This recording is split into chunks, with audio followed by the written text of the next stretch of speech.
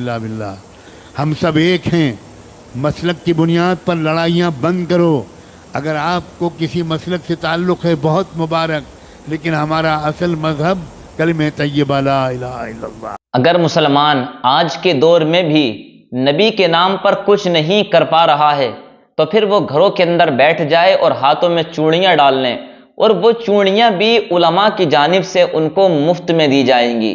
جی، اور یہ بات میں اپنی طرف سے نہیں کہہ رہا ہوں، بلکہ اس بات کو مولانا سجاد نعمانی صاحب نے کہا ہے کہ اس وقت ہماری جو قوم ہے وہ ٹکڑوں میں بٹی ہوئی ہے اور دشمن ایک ہو چکے ہیں، اور نشانہ ہماری مزارات کو، ہماری مساجدوں کو، ہماری مدارسوں کو بنایا جا رہا ہے، ہماری خانقاہوں کو بنایا جا رہا ہے، کبھی وقف بورڈ کو لے کر کے مسلمانوں کو پریشان کیا جا رہا ہے، یا دیگر تمام کاموں پر جو اسلام کے دائرے میں آتے ہیں اس کو لے کر کے مسلمانوں کو پریشان کیا جا رہا ہے، اور کہتے ہیں کہ ہم ٹکڑے میں بٹے ہوئے ہیں۔ انہوں نے بہت اچھا پیغام دیا ہے کہ سنی، بریلوی، اہل حدیث، اس ساری چیزوں کو اپنی جگہ رکھنے کے بعد، سارے اختلافات کو ایک سائٹ رکھنے کے بعد، کم سے کم اس وقت مسلمان ہونے کی ضرورت ہے کلمہ طیبہ کے بنیاد پر۔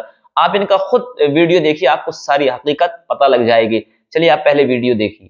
کر دیں، آپ بھی معاف کر دیں، اب ہم اپنے کسی رہبر کو اکیلا نہیں چھوڑیں گے۔ انشاءاللہ تم نے اگر رہبروں کو اکیلا چھوڑا ہے، تب حکومتوں کی ہمتیں بڑھتی ہیں کہ وہ کبھی مولانا کلیم صدیقی کو بند کر دیں اور کبھی مفتی سلمان اظہری کو بند کر دیں۔ لا حول ولا قوت الا باللہ۔ ہم سب ایک ہیں، مسلک کی بنیاد پر لڑائیاں بند کرو۔ اگر آپ کو کسی مسلک سے تعلق ہے بہت مبارک، لیکن ہمارا اصل مذہب کلمہ طیبہ لا الہ الا اللہ۔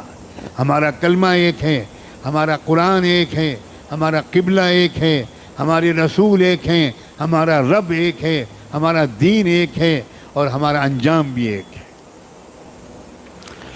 کسی طرح کا جھگڑا نہیں۔ یہ اہل سنت کی مسجد ہے اور یہ تبلیغیوں کی مسجد ہے۔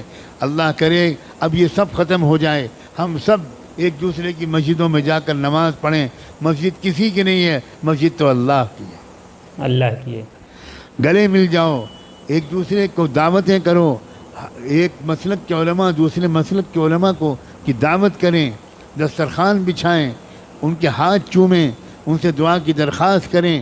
یاد رکھنا، ہر مسلک والوں میں کچھ خوبیاں ہیں۔ یہ سب مسلک مل کر ایک امت بنے گی۔ اب کب تک یہ مسلک کا ہم لوگ ڈھول پیٹیں گے؟ اب بن جاؤ ایک امت، اس لیے کہ دشمن ایک امت بن گیا۔ جی حقیقت ہے۔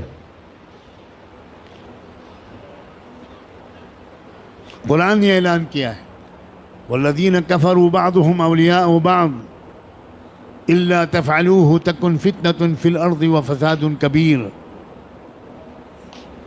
کفر کی طاقتیں ایک امت بن گئیں، ایک قوم بن گئیں، ایک جماعت بن گئیں، ایک سنگٹھن بن گئیں، ایک تحریک بن گئیں۔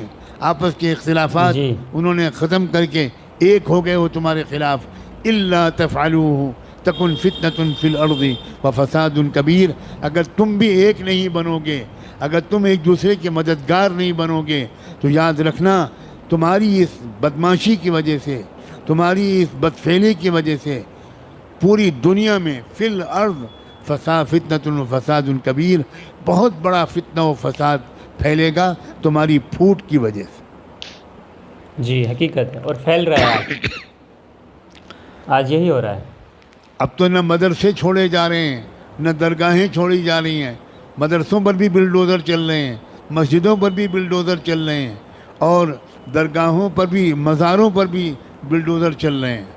واہ واہ واہ واہ۔ اب بھی امت ایک نہیں ہوگی، اب بھی درگاہیں اور مزاریں والے الگ رہیں گے اور مدرسے والے الگ رہیں گے۔ اب تو بھائی خدا کے لیے اب تو ایک ہو جاؤ، ایک ہو کر مضبوطی کے ساتھ ایک طاقت بنو، اور اس بات کی عادت ڈالو کہ جب یہ میرے جیسا کوئی کہنے والا یہ بات کہے تو جس مجمع کے سامنے کہے اس مجمع میں سے کم 50% لوگ وہ باقاعدہ اپنے علاقے کے ذمہ داروں کے ساتھ آئیں، میرے پاس آئیں، میرے جیسے لوگوں کے پاس آئیں اور تفصیل پوچھیں کہ ہم اپنے ملک کو سنبھالنے کے لیے کیا کریں۔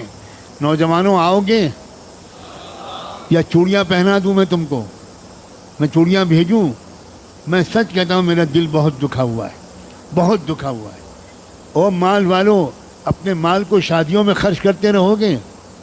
بتاؤ، جواب دو.